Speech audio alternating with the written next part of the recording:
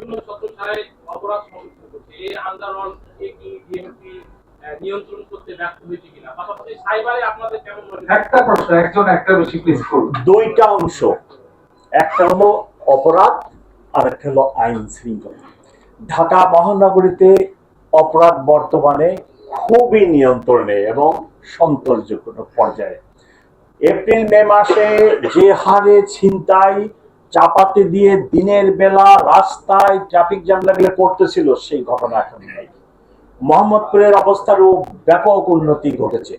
একটি হলো অপরাধের জগৎ অংশ, আর একটি হলো আইন শৃঙ্খলা।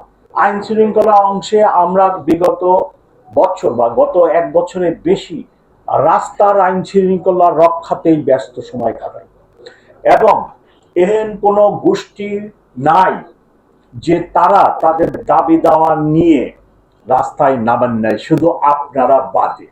সো আইন শৃঙ্খলা পরিস্থিতি, রাস্তার আইন শৃঙ্খলার পরিস্থিতি, ঢাকা মেট্রোপলিটন পুলিশ কোনরূপ মারণাস্ত্র ব্যবহার অথবা ইভেন লাঠি পেটা ব্যতীত রেখেই আমরা নিয়ন্ত্রণ করতে সক্ষম হয়েছি।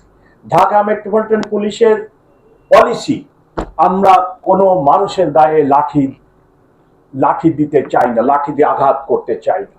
আমি কমিশনার প্রত্যেক দিন আমার অফিসারদেরকে ইনস্ট্রাকশন দিই, কারোর গায়ে লাঠি উঠাবেন না। আমরা এদেশের পুলিশ, এদেশের মানুষকে সেবা দিতে চাই। তারা দাবি দেওয়ার জন্য আসছে, ভালো কথা, বুঝিয়ে সরকারের সাথে আলোচনা করে। নিতান্তই আমি, আপনারা দেখছেন দুইটি টিচারদের ঘটনায়, আমি শুধু পানির ব্যবহার করছি, সাউন্ড গ্রেনেড ব্যবহার করছি, তারা টিচার, গায়ে হাত দেওয়া যাবে না। টিচার না হলেও কোনো মানুষের গায়ে হাত দেওয়ার পলিসি আমাদের মেট্রোপলিটন পুলিশে, ঢাকা মেট্রোপলিটন পুলিশের পলিসিতেই এখন নাই। আমরা কারোর গায়ে হাত দিতে চাই না। মাননীয়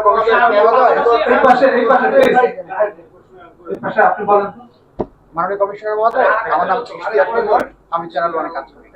13 তারিখ নিয়ে আসলে আপনাদের কাছে